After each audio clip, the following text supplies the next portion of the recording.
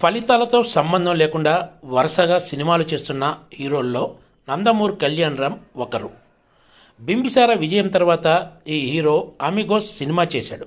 అయితే అది బాక్సాఫీస్ వద్ద ఆశించిన ఫలితాన్ని సాధించలేకపోయిన విషయం తెలిసిందే.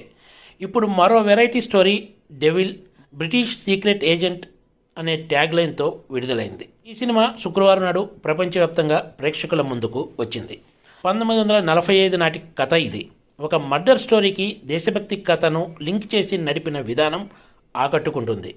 సుభాష్ చంద్రబోస్ను పట్టుకునేందుకు అప్పటి బ్రిటిష్ పాలకులు చేసిన ప్రయత్నాలు, ఇండియాలో సుభాష్ చంద్రబోస్ ఆధ్వర్యంలో పనిచేసే ఇండియన్ నేషనల్ ఆర్మీ INA సభ్యులు బ్రిటిషర్లకు చిక్కకుండా ఎలా వ్యవహారాన్ని నడిపారన్న దాని చుట్టూనే సినిమా కథ అంతా తిరుగుతుంది.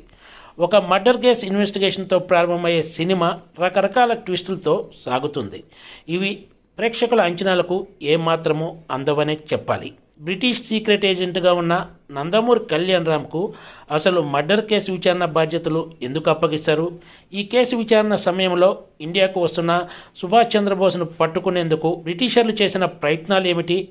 దీనికి వాళ్ళు అనుసరించిన పద్ధతులు, వాళ్ళకి ఏమాత్రం సమాచారం అందకుండా సుభాష్ చంద్రబోస్ టీం చేసుకున్న ఏర్పాట్లు సినిమాపై ఆసక్తిని పెంచుతాయి. వీటిని తెరపై ఎంతో పర్ఫెక్ట్గా చూపించారు.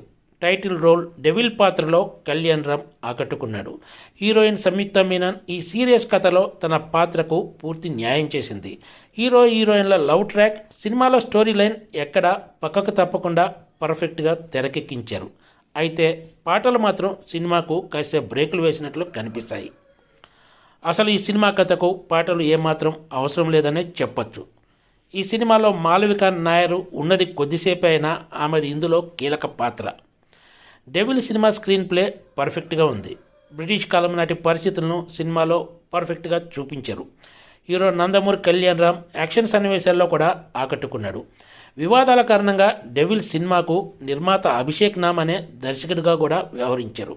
అయినా సినిమాపై పెద్దగా ప్రభావం పడకుండా చేసుకోవడంలో ఆయన విజయవంతమయ్యారనే చెప్పాలి. డెవిల్ సినిమా కొంతమేర స్లోగా ఉన్నట్లు అనిపించినా మొత్తం మీద కళ్యాణరామ్కు ఈ సినిమా మరో హిట్ ఇచ్చిందనే చెప్పాలి.